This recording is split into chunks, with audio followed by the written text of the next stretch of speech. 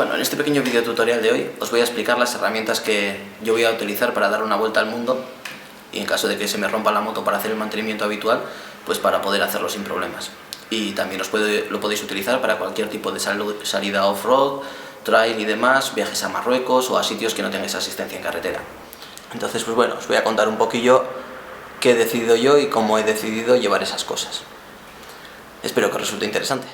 He ido apuntando las cosas que necesita la moto, ¿no? La tornillería que tiene, etc. Para decidir qué herramientas son fundamentales y más necesarias. La idea es llevar lo menos posible, es decir, reducir el número de cosas que nos hacen falta.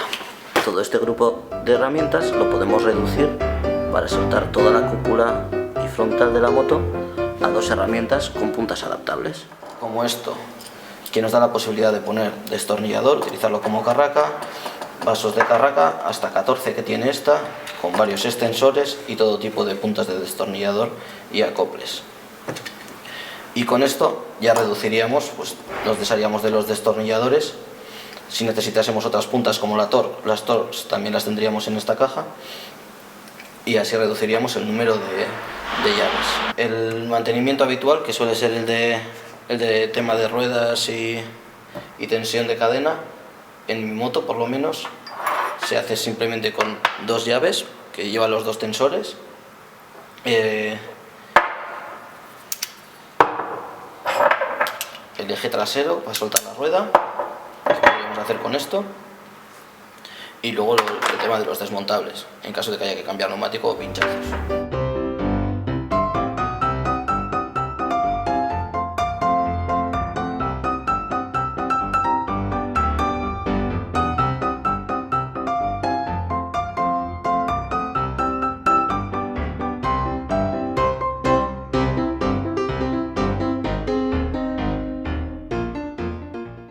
Para soltar una tapa lateral para acceder a la batería solo me haría falta esto, y en la batería pues un hexagonal de 8.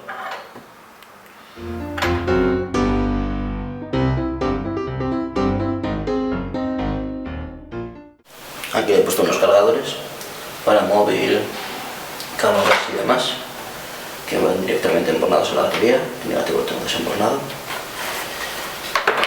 Ese tipo de cosas que hay que preparar para un viaje. Si tengo que cambiar bujías, con esto, porque no tienen prácticamente par, con esto sería suficiente. Bueno, supongo que también os estaréis preguntando por qué no llevo ni unos alicates, ni herramientas de corte de cables, etc. Bueno, la cosa es que yo me compré una navaja Leatherman que tiene alicate, herramientas de corte,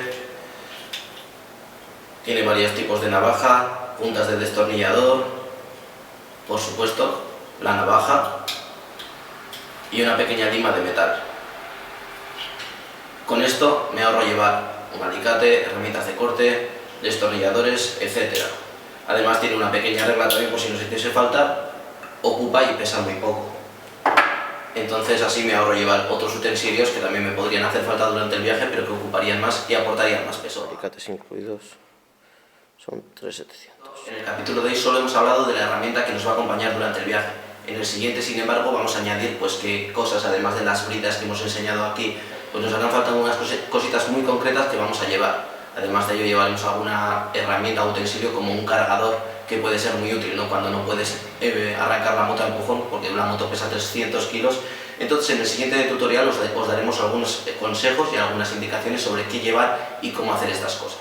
Y bueno, si os ha resultado interesante, también os animamos a que os suscribáis al canal y compartáis con la gente que pueda estar interesada en hacer este tipo de viajes, que suele hacer estas rutas con vosotros, para que podáis pensar qué herramientas llevar. Si sois un grupo, que no es mi caso, siempre podríais repartiros la herramienta y el peso, ¿no?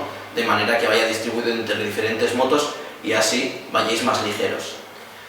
Y bueno, hasta la siguiente.